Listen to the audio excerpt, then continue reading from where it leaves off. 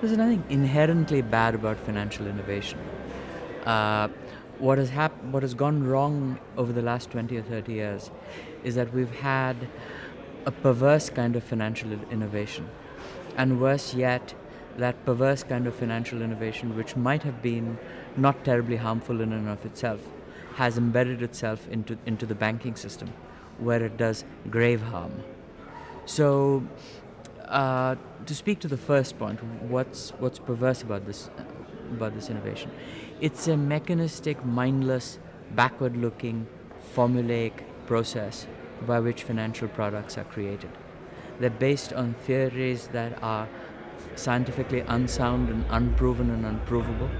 They're based on data which is almost predictably false.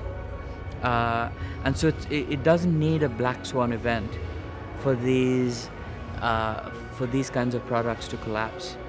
They just collapse routinely, and the effects of this collapse are then magnified to a disastrous degree because they bring the banks down with them. So if we pulled the banking system out of these perverse innovations, they wouldn't get to be as big as they become because they feed off the oxygen that the banking system provides them. And B, if they, to the degree that they did collapse, they wouldn't cause the widespread harm that they do.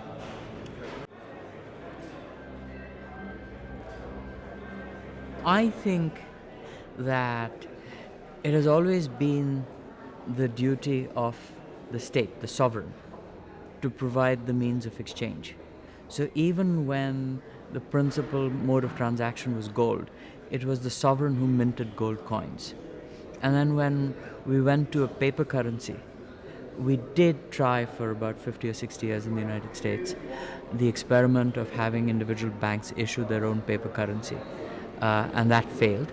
And so then we decided that people no longer transacted in gold coins, people transacted in currency notes.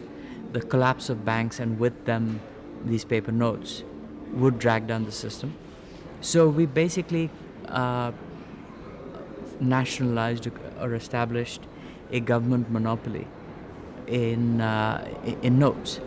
And then people found that notes were inconvenient as a means for paying and receiving stuff. So we went to checking accounts. That tended to collapse until we ended up with deposit insurance.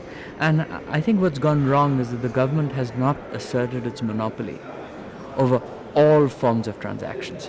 So I think there ought to be no difference between the notes in my wallet, which the government issues me at no charge, although they do make a profit because they make a seigniorage profit, and any other kind of transaction.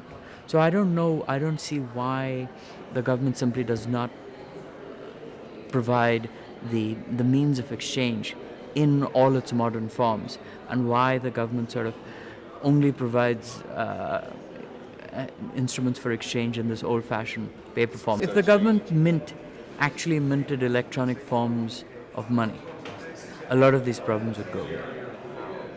So that's a radical idea. Yeah, and it would seem perfectly logical, which is it's a natural extension of the natural monopolistic powers of government.